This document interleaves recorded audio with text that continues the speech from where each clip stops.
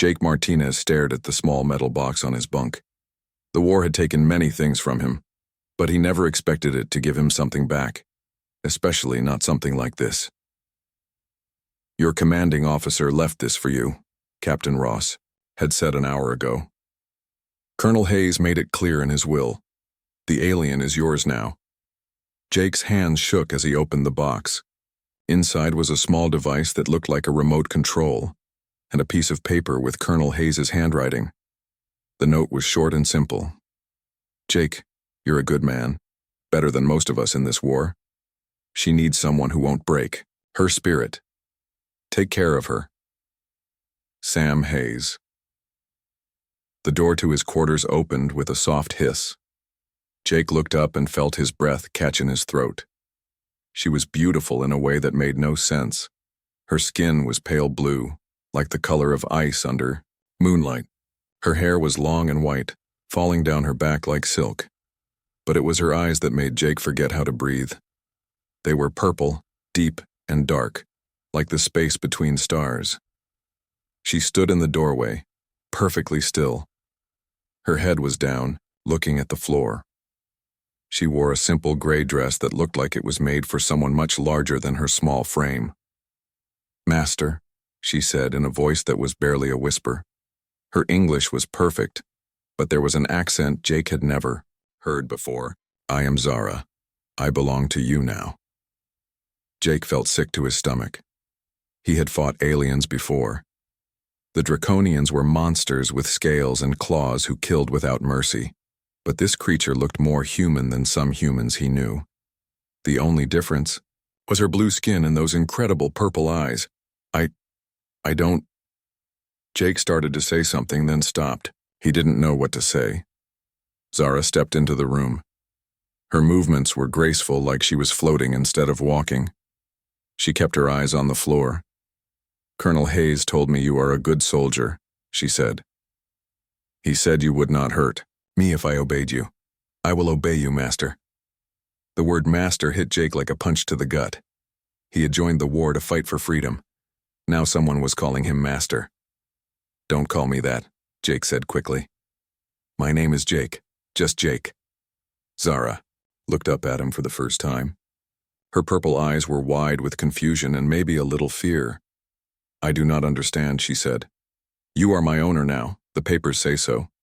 Colonel Hayes bought me from a Draconian ship 3 months ago." "Bought you?" Jake's voice came out louder than he meant it to. Zara stepped back, fear clear on her face. Jake took a deep breath. He needed to calm down. This wasn't her fault. "I'm sorry," he said in a softer voice. "I didn't mean to scare you. This is all new to me." He looked at her again. She was small, maybe 5 feet tall. Her arms and legs were thin, like she hadn't been eating enough. There were faint marks on her wrists that looked like they came from chains or rope. "What's your real name?" Jake asked. "Zara," she said. "It is my name. My people are called Valorians." "Valorians," Jake repeated. He had heard the name before, but only in reports about Draconian slave ships. "Yes," Zara said. "We have been slaves to the Draconians for many generations. Before the war started, they captured many of my people. I was taken from my home world when I was very young." Jake sat down on his bunk, trying to process what she was telling him. The war had been going on for 2 years now. He had seen terrible things, done terrible things, but somehow this felt worse than any battle he had fought. "How old are you?" he asked. "I have lived for 23 of your years," Zara said. "But I do not know how that compares to human age. My people live longer than yours." She looked like she was in her early 20s, maybe younger. Jake was 28, and suddenly he felt ancient. "Listen, Zara," Jake said. "I don't know what Colonel Hayes told you, but I'm not going to treat you like a slave. You're a person, not property." Zara's eyes went wide again. This time it wasn't fear, but something else, something that looked like hope, but also disbelief. "I do not understand," she said again. "Humans buy and sell my people. That is how it has always been." "Not with me," Jake said firmly. "I don't care what any papers say. You're free to make your own choices." For a long moment they stared at each other. Jake could see her mind working, trying to understand what he meant. "But if I am not your slave," she said slowly. "What am I?" Jake thought about it. What was she? He couldn't just turn her loose on a human warship. She had nowhere to go, no way to survive on her own in the middle of a war zone. "I guess you're my guest," he said finally. "At least until we figure out something better." Zara tilted her head to one side like a bird studying something interesting. "Guest?" she repeated. "I do not know this word in this way. It means someone who stays with you because you want them there, not because they have to." Something changed in Zara's face. The fear was still there, but there was something else, too. Something that looked like the beginning of trust. "You would want me to stay?" she asked. Jake looked at her again. Really looked at her. Past the blue skin and purple eyes, he saw something he recognized. She was a soldier just like him. Not the kind who carried guns and fought battles, but the kind who survived when everything around her tried to destroy her. "Yeah," Jake said. "I think I would." For the first time since she had walked into his room, Zara smiled. It was a small smile, but it changed her whole face. "Then I will stay, Jake," she said, "if you truly want me to." Jake nodded. He didn't know what he was getting himself into. He didn't know if he was making the right choice. But he knew one thing for certain. The war had given him something after all. Maybe it was a chance to do something right for once. 3 weeks passed on the human warship. Jake learned that living with Zara was nothing like he expected. She was quiet most of the time, but Jake noticed she watched everything. When he cleaned his rifle, her purple eyes followed every movement. When he studied battle plans on his computer, she looked at the screen from across the room. "You can come closer," Jake said one morning. He was looking at maps of a draconian base they might attack soon. "I don't mind." Zara hesitated, then moved to stand beside his chair. She looked at the screen for a few seconds, then pointed at one section of the map. "This is wrong," she said quietly. Jake looked at her, then back at the screen. "What do you mean?" "The entrance. Your map shows it here," she pointed to the main gate. "But there is another way. A service tunnel that the slaves use. It is not guarded well." "How do you know that?" Jake asked. Zara's face went pale, even paler than her usual blue color. I was held at this place before Colonel Hayes found me. I remember." Jake stared at the map, then at Zara. If she was right, this could change everything about their attack plan. "Are you sure about this?" he asked. Zara nodded. "Very sure. I spent many days in that place. The tunnel leads to the power station. If someone could get inside, they could shut down the base's shields," Jake finished. He felt excitement building in his chest. This could save lives. Jake grabbed his jacket. "Come on. We need to talk to Captain Ross." "Me?" Zara looked scared. Again. "I cannot speak to your captain. I am just a slave." "No," Jake said firmly. "You're not a slave anymore, and you might have just figured out how to win this battle." Captain Ross listened to Zara's information with a serious face. Around the briefing table sat the other squad leaders, including Corporal Lisa Stone, who had made it clear she didn't trust the alien. "You're telling me this thing knows the layout of a draconian base?" Lisa said, glaring at Zara. "Her name is Zara," Jake said, "and she's been inside that base. She knows things our scouts don't." Lisa crossed her arms. "How do we know she's not lying? Maybe this is some kind of trap." Zara kept her eyes down, but Jake could see her hands shaking. She was trying to be brave, but Lisa's words hurt her. "Why would she lie?" Jake asked. "She's trying to help us." "Maybe because she's still loyal to her real masters," Lisa shot back. That was too much. Zara stood up quickly, her chair falling backward. "You think I am loyal to the Draconians?" Her voice was louder than Jake had ever heard it. Her purple eyes blazed with anger. "They killed my parents. They destroyed my homeworld. They chained me and beat me and sold me like an animal." She rolled up the sleeves of her dress, showing the scars on her wrists and arms. "These are from their chains. These marks on my back are from their whips. Every night for 5 years I prayed that someone would kill every last Draconian in the galaxy. The room went silent. Even Lisa looked uncomfortable. Zara's voice got quiet again, but there was steel in it now. If you do not trust me, then do not use my information. But do not say I am loyal to the monsters who destroyed my life. She turned and walked toward the door. Jake started to follow her, but Captain Ross held up his hand. Wait, the captain said. Zara, please sit down. Zara stopped but didn't turn around.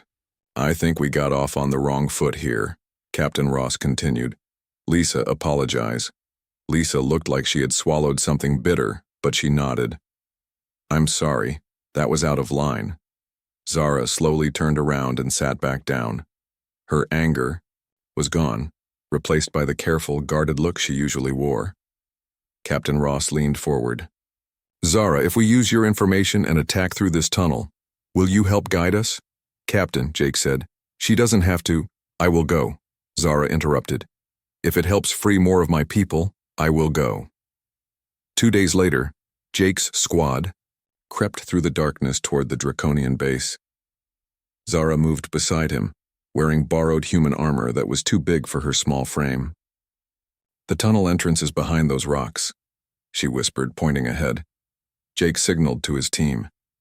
Danny Cooper, their explosives expert, moved up beside them. Looks clear, he said.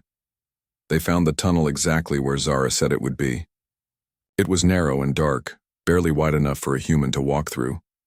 This leads to the power station, Jake asked. Zara nodded. Follow me. Stay quiet. Sometimes guards patrol this area. They crawled through the tunnel for what felt like hours. Jake's back ached and he could hear Danny cursing quietly behind him. But Zara moved through the space like she had done it 100 times before. She held up her hand, and everyone stopped. Voices echoed from somewhere ahead, speaking in the harsh Draconian language. 2 guards, Zara whispered. They will change shifts in 10 minutes. How do you know? Jake asked. I learned their routines when I was here. It was the only way to survive. Jake felt a new kind of respect for the small blue woman. She hadn't just survived in this place. She had studied it, learned it, prepared for this moment without even knowing it would come. When the guards changed, Zara led them into the power station. The room was full of humming machines and blinking lights. Danny, can you shut this down? Jake asked. Danny grinned. Give me 5 minutes. While Danny worked, Jake and Zara kept watch. Through the window, Jake could see the main part of the base where hundreds of Valorian prisoners were kept in cages. Are there people you know in there? Jake asked quietly. Zara looked out the window. Maybe. I do not know who is still alive.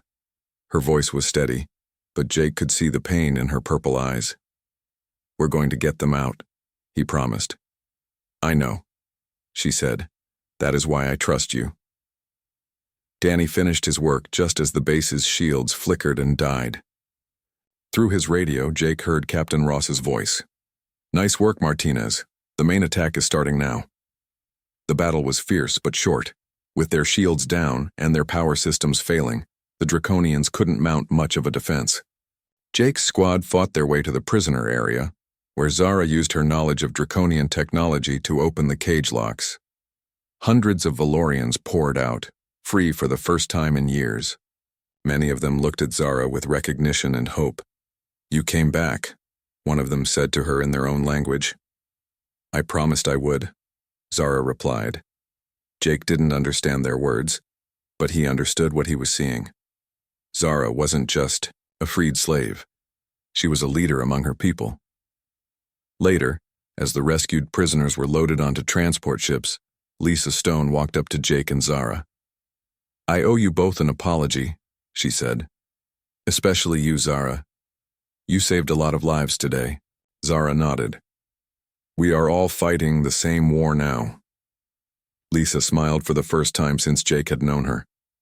Yeah, I guess we are. As their ship jumped back into hyperspace, Jake found Zara standing by a window, looking out at the stars, thinking. About home, he asked. Thinking about the future, she said. For the first time in years, I believe we might actually win this war. Jake stood beside her. We will win it. Together, Zara looked at him with those incredible purple eyes. Yes, she said. Together. In that moment, Jake realized something had changed between them. She wasn't his responsibility anymore, or his guest. She was his partner. And maybe, if he was honest with himself, something more than that. Jake woke up to find Zara sitting on the floor of their shared quarters, her legs crossed and her eyes closed. Her breathing was slow and steady, like she was in some kind of deep meditation. This was the third time this week he had found her like this. She never talked about what she was doing, and Jake didn't want to push her, but today something felt different.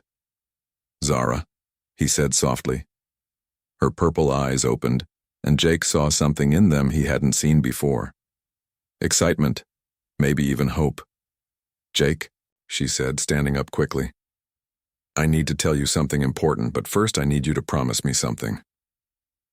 What kind of promise? Promise me that no matter what I tell you, you will remember that I am your friend, that I have never lied to you. Jake felt a cold feeling in his stomach. Zara, what's going on?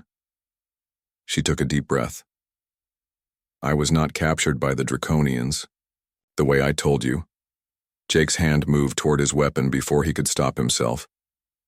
Zara saw the movement and her face went pale, but she didn't step back. Please, she said. Let me explain.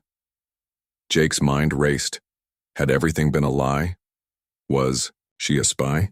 Had he been played for a fool? Talk, he said, his voice hard. My people have been slaves for many generations, that part is true. But some of us never stopped fighting. There is a resistance movement hidden throughout Draconian space. We pretend to be loyal slaves, but we gather information and plan for the day we can strike back. Jake stared at her.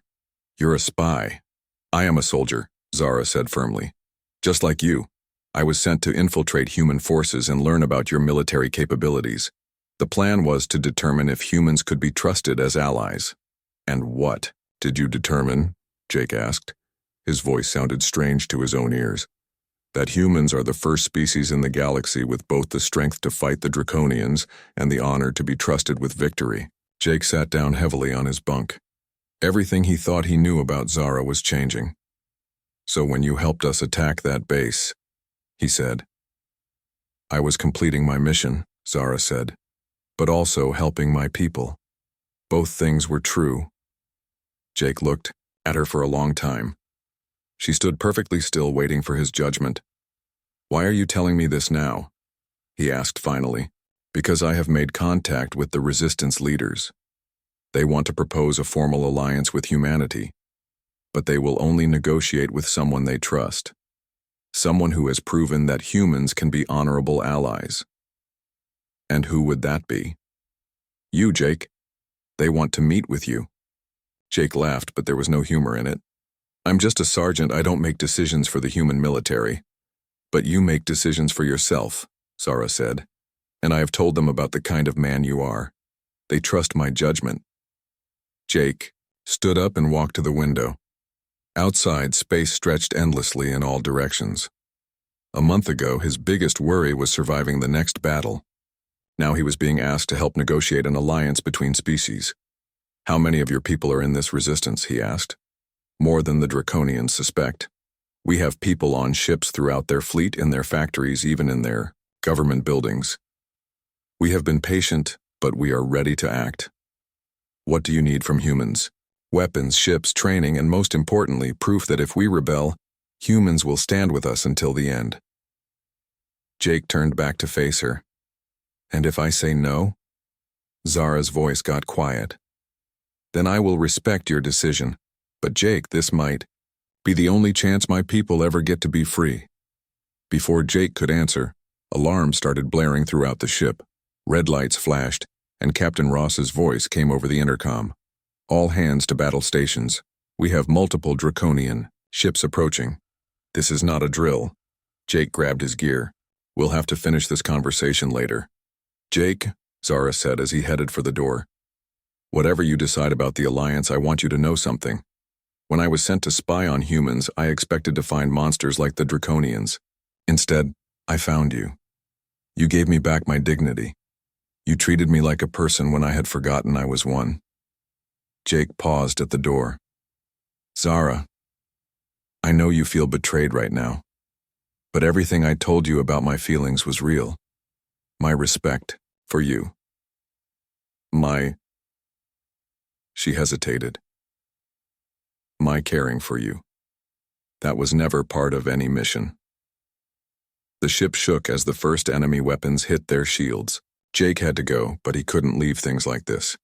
When this battle is over, he said, we'll talk to Captain Ross about your alliance. Together. Zara's face lit up with hope. You mean it? I mean it. But right now, we have a war to fight. The battle was the worst Jake had ever seen. 12 draconian ships against 3 human vessels.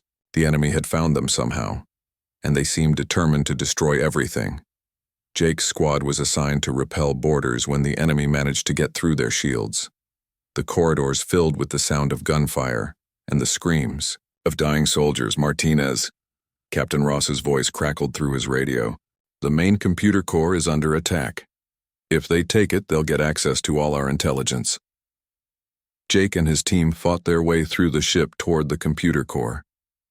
When they got there, they found a squad of draconian soldiers trying to break through the security doors. The fight was brutal. The draconians were bigger and stronger than humans, but Jake's team had better tactics and superior weapons. One by one, the enemy soldiers fell. But just as Jake thought they had, he heard a sound that made his blood freeze. More draconians were coming down the corridor behind them. Too many to fight. That's when Zara appeared. She wasn't wearing armor or carrying weapons. Instead, she had some kind of small device in her hands that was blinking rapidly. Zara, get out of here, Jake shouted. No, she said calmly. I can stop them. She spoke into the device in her own language. Jake couldn't understand the words, but he heard the authority in her voice. The draconian soldiers stopped in the corridor. They looked confused, then angry, then confused again. Zara kept talking. Her voice got louder, more commanding. She sounded like a general giving orders to her troops. Then something impossible happened. The draconian soldiers turned around and walked away. What just happened? Jake asked. I told them that a senior draconian commander had ordered them to withdraw, Zara explained. The device made my voice sound like one of their leaders. Danny Cooper stared at her with his mouth open. You can impersonate their officers? All Valorians can mimic voices, Zara said.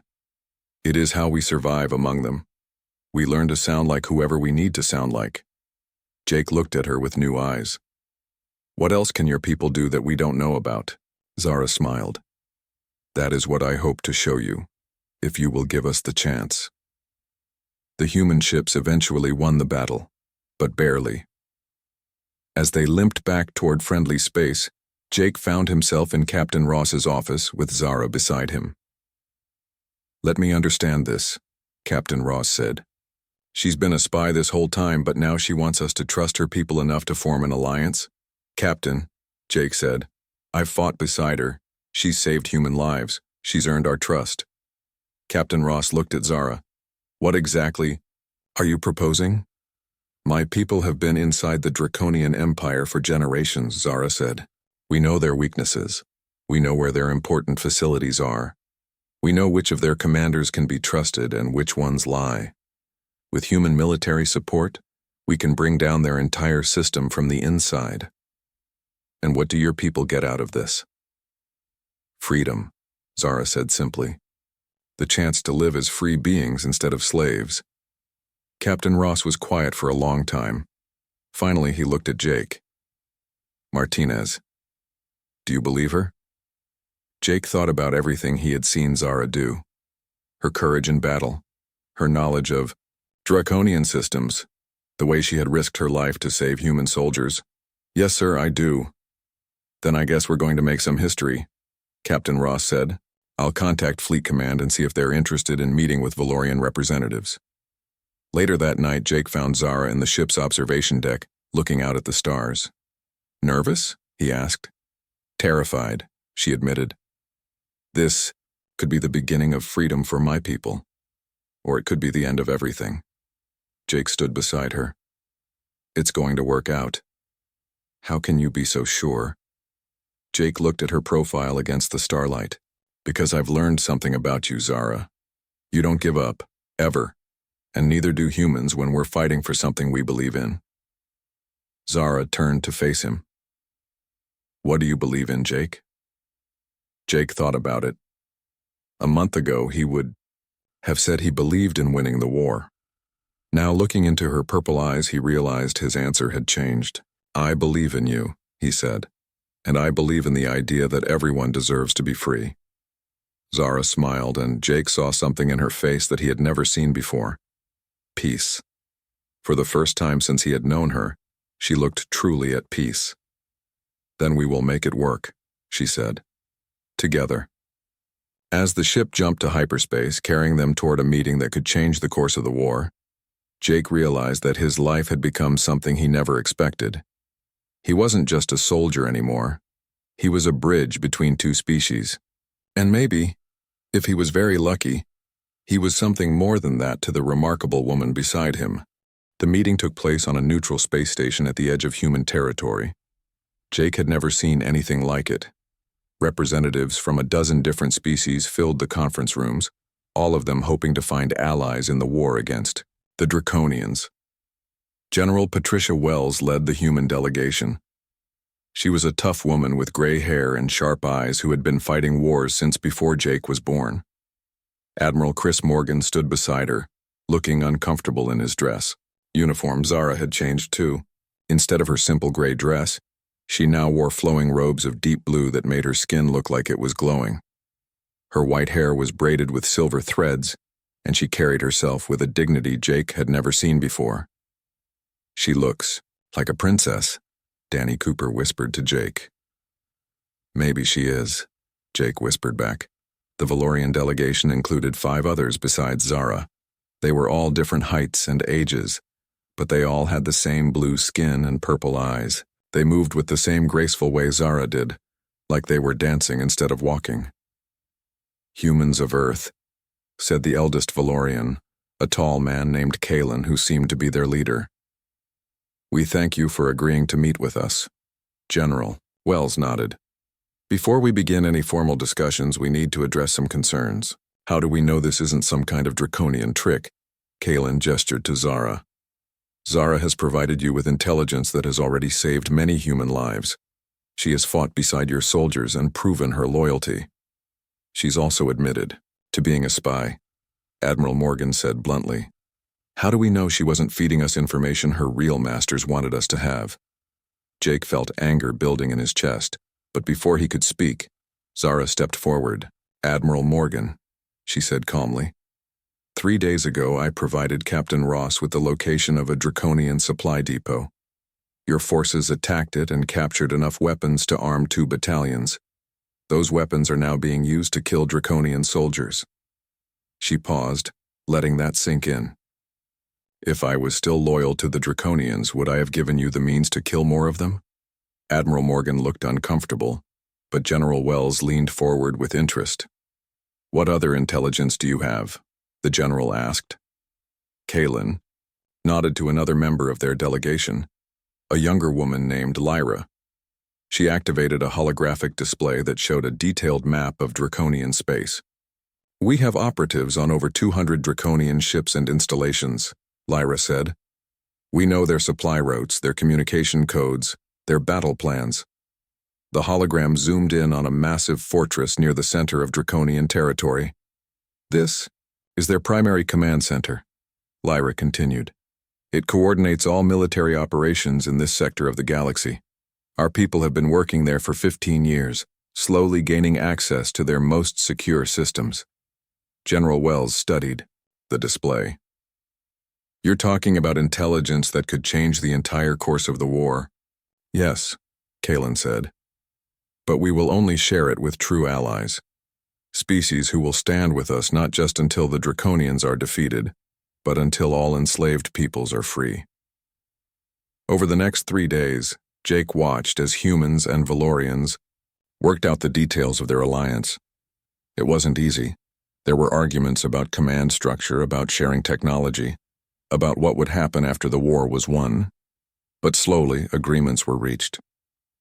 The Valorians would provide intelligence and technical support. Humans would provide ships, weapons, and soldiers. Together, they would coordinate attacks that would hit the Draconians from both outside and inside their own territory. Jake found himself working closely with Zara and her people, helping to translate human military doctrine into something the Valorians could use. He learned that they thought about war very differently than humans did. "You think about battles," Zara explained one evening as they worked late in the station's planning center. "We think about campaigns. You focus on winning fights. We focus on changing systems." "What do you mean?" Jake asked. Zara pulled up another hologram, this one showing the economic structure of the Draconian Empire. "The Draconians depend on slave labor for everything," she said. "Their ships, their weapons, their food, their technology. All of it is built by slaves. If we can coordinate our rebellion with your military attacks, their whole economy collapses." Jake finished. "Brilliant." "It is not just about tactics," Zara said. "It is about understanding that real victory means changing how things work, not just winning battles." Jake looked at her with growing admiration. "Is this what you learned as a spy?" Zara smiled. "Some of it. But mostly, it is what I learned. From you. From me.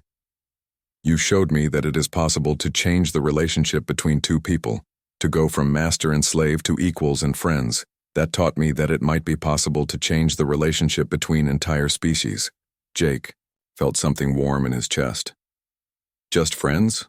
Zara's purple eyes met his. "I hope we are more than friends, Jake, but I did not want to presume." Jake reached out and took her hand. Her skin was warm despite its blue color. "I was hoping for more than friends too," he said. Before Zara could respond, alarms started blaring throughout the station. Emergency lights flashed red, and the intercom crackled to life. "All personnel to emergency stations.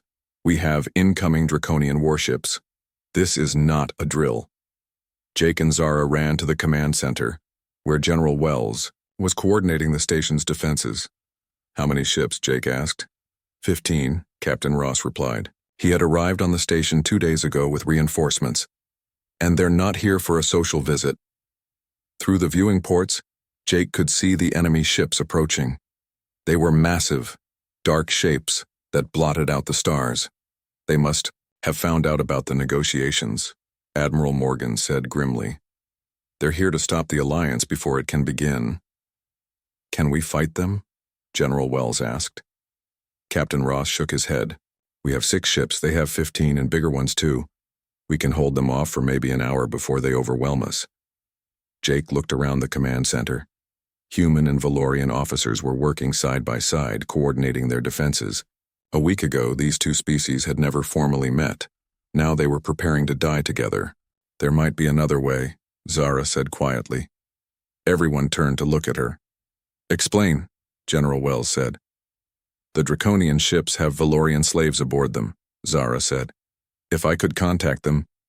"You want to start a slave rebellion in the middle of a space battle?" Admiral Morgan said. "That's insane." "It is our only chance," Kalen said, supporting Zara. "And it would be a perfect test of our new alliance." General Wells looked at Jake. "Martinez, what do you think?" Jake thought about everything he had seen Zara do. Her courage, her intelligence, her determination to free her people. "I think we should let her try," he said. The next hour was chaos. Jake's squad joined with Valorian operatives to coordinate the rebellion aboard the Draconian ships. Using the same voice-mimicking technology Zara had used before, they sent false orders to the slave crews, telling them that certain areas of the ships were to be evacuated for maintenance. Meanwhile, Zara and the other Valorians used their knowledge of Draconian systems to guide the slaves through sabotaging critical ship functions. "Power systems are failing on 3 enemy ships," Captain Ross reported. 4 more are showing engine problems. "The rebellion is spreading," Lyra announced. "Slaves on 7 ships have taken control of their sections." But the Draconians weren't giving up easily. The remaining ships pressed their attack, and the space station shook under the impact of their weapons. Shields are failing, someone announced. Hull breaches on levels 5 and 6. Jake grabbed Zara's arm. We need to get you to the escape pods. No, she said firmly. My people are still fighting on those ships. I will not abandon them. Zara, if you die here, the Alliance dies with you. She looked at him with those incredible purple eyes. Jake, if I run now, I will never be able to face my people again. This is our moment. This is when we prove that Valorians are not just victims. Before Jake could argue, the tide of the battle changed. One by one, the Draconian ships began to turn their weapons on each other as the slave crews took control of the weapon systems. My God, Admiral Morgan whispered. They're doing it. They're actually doing it. The battle lasted another 20 minutes, but the outcome was never in doubt after that. When it was over, 12 Draconian ships were either destroyed or captured. The remaining 3 had fled into hyperspace. In the aftermath, Jake found Zara in the communications center, talking to the newly freed slaves aboard the captured ships. How many? He asked. Over 3,000, she said, tears streaming down her face. 3,000 of my people who will never be slaves again. Jake put his arms around her and she leaned against his chest. You did it, he said. You actually did it. We did it, she corrected. Humans and Valorians together. Later, that evening, General Wells made the alliance official. In a ceremony that was broadcast throughout human space, representatives of both species signed documents that would change the course of the war. This is just the beginning, General Wells announced. Together, we will free every enslaved species in this galaxy. As the celebration continued around them, Jake and Zara stood together on an observation deck, looking out at the captured Draconian ships. What happens now? Jake asked. Now we take the war to them. 6 months later, Jake stood on the bridge of the starship Liberty, watching as the combined human-Valorian fleet approached the Draconian home system. Around him, officers from both species worked together like they had been allies for years, instead of months. Final approach to Dracos Prime, announced Lieutenant Sarah Kim from the navigation station. All ships reporting ready for operation. Jake looked over at Zara, who was studying sensor readings at her own station. She wore a modified human uniform with Valorian symbols on the shoulders, marking her as a liaison officer between the two forces. Zara, what are you seeing? He asked. The orbital defenses are exactly where our intelligence said they would be, she replied. But Jake, there's something else. I'm detecting massive energy readings from the surface. Admiral Morgan, now commanding. The joint fleet leaned forward in his chair. What kind of energy? Zara's face went pale. They're preparing to execute all the slaves on the planet. Every single one of them. The bridge went silent. Everyone knew what that meant. Millions of innocent lives would be lost if they couldn't stop the Draconians in time. How long do we have? Admiral Morgan asked. Maybe 6 hours before the execution facilities are fully powered, Zara said. Her voice was steady, but Jake could see her hands shaking. Jake felt anger burning in his chest. This was exactly what the Draconians would do when they realized they were losing. If they couldn't keep their slaves, they would make sure no one could free them. Change of plans, Admiral Morgan announced. We're not going to take our time with this assault. We're going in fast and hard. The next few hours were the most intense of Jake's life. The fleet split into 3 groups, each targeting a different part of the Draconian defenses. Jake's unit was assigned to the ground assault team that would hit the execution facilities directly. Remember, Zara told the mixed human-Valorian, assault teams as they prepared to board their landing craft. The slave-holding areas are protected by force fields that only respond to Draconian DNA. I'll need to be with the first wave to get them open. That's too dangerous, Jake said. You should stay with the command team. Zara looked at him with those purple eyes he had come to love. Jake, my people are down there. My brother might be down there. I'm not staying behind. Jake knew that tone. There was no point in arguing with her when she used that voice. Then I'm going with you, he said. I hoped you would say that. The landing was rough. Draconian fighters swarmed around their transport ships, and several craft were shot, down before they reached the surface. Jake's team made it through, but their ship was badly damaged in the landing. "Everyone out," Jake shouted as smoke filled the cabin. "Move, move, move." They found themselves in the middle of a massive industrial complex. Huge buildings stretched in every direction, and the air was filled with the sound of alarms and weapons. "Fire. The execution facility is 3 kilometers north," Zara said, checking her scanner. "But we'll have to fight through their entire security force to get there." The battle through the complex was brutal. Draconian soldiers seemed to be everywhere, and they fought with the desperation of beings who knew they were losing everything. Jake's team included both humans and Valorians. Danny Cooper was there with his explosives, along with Lisa Stone and her sniper rifle. The Valorians in the group moved differently than the humans, flowing around obstacles and enemies like water, but they were just as deadly. "Contact front," Lisa shouted, her rifle already barking as she picked off Draconian soldiers from a rooftop. Jake dove for cover behind a concrete barrier, Zara beside him.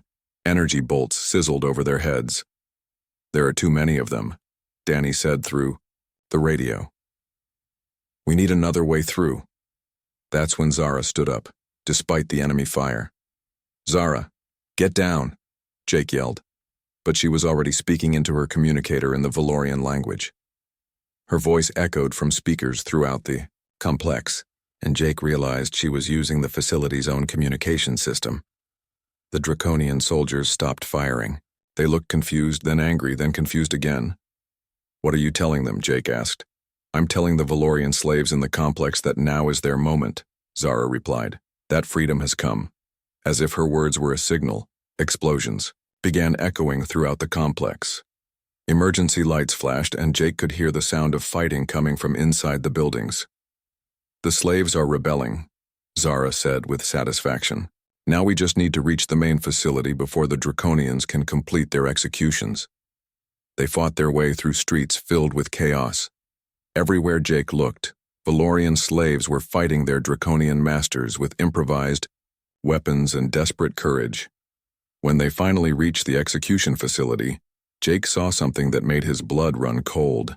Through the transparent walls of the building, he could see thousands of Valorians locked in massive chambers. Above each chamber was a device that Jake recognized as an energy projector. "They're going to flood those chambers with radiation," Zara said, her voice tight with horror. "Everyone inside will die in minutes." Jake could see Draconian technicians working frantically at control panels, trying to activate the execution systems before the rebels could reach them. "Danny, can you blow a hole in that wall?" Jake asked. Danny studied the building. "Yeah, but it'll take everything I've got, and you'll only have a few minutes to get inside before the whole place comes down." "Do it," Jake said. The explosion was tremendous. Jake felt the shock wave knock him to the ground, and when the smoke cleared, there was a gaping hole in the side of the building. "Go!" Jake shouted. He and Zara ran through the hole together, followed by the rest of their team. Inside the facility was a maze of corridors and chambers, all filled with the sound of alarms and panicking Draconian personnel. Zara led them to the main control room, where a dozen Draconian technicians were working desperately to activate the execution systems. The fight was short, but vicious. The Draconians were not soldiers, but they fought like cornered animals. When it was over, Jake and his team controlled the facility's most important systems. "Can you shut down the execution chambers?" Jake asked Zara. She was already working at the control panels, her fingers flying over alien interfaces. "Almost there." The energy projectors powered down with a deep humming sound. Through the facility's windows, Jake could see thousands of Valorian prisoners looking up in confusion and hope. "Now let's get them out," Zara said. It took hours to free all the prisoners. Jake watched as families were reunited, as people who had been separated for years found each other again. The joy on their faces made all the fighting worthwhile. But the most emotional moment came when a young Valorian male ran up to Zara and threw his arms around her. "Kai?"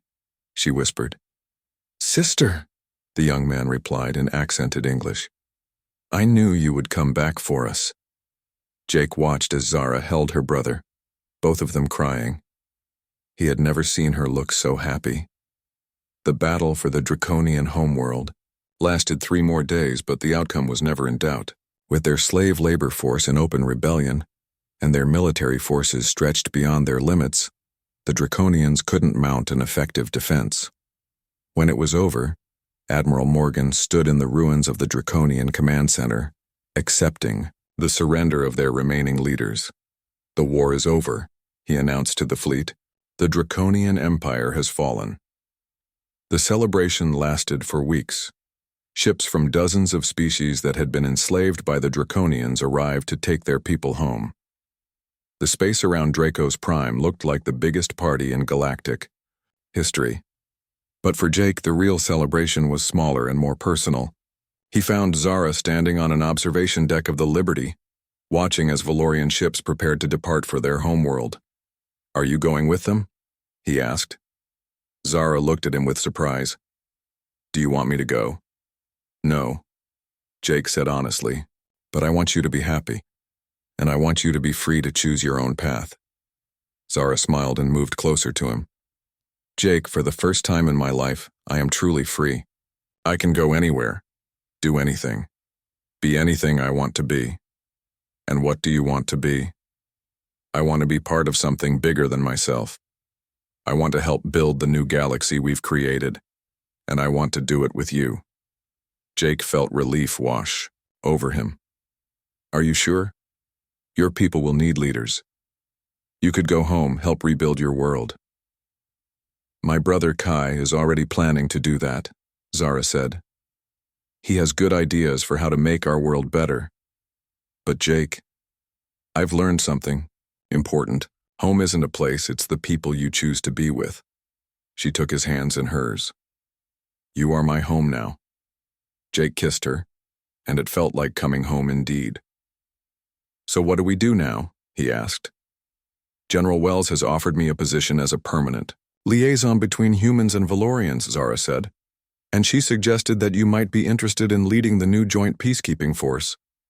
Jake raised an eyebrow. "Peacekeeping? There are still a lot of planets out there where people aren't free," Zara explained. "Species that are enslaved by others, governments that oppress their own people. Someone needs to help them." Jake thought about it. A few months ago, he had been a simple soldier following orders. Now he was being asked to help reshape the galaxy. "It won't be easy," he said. "Nothing worthwhile ever is," Zara replied. Jake looked out at the stars where ships from dozens of different species were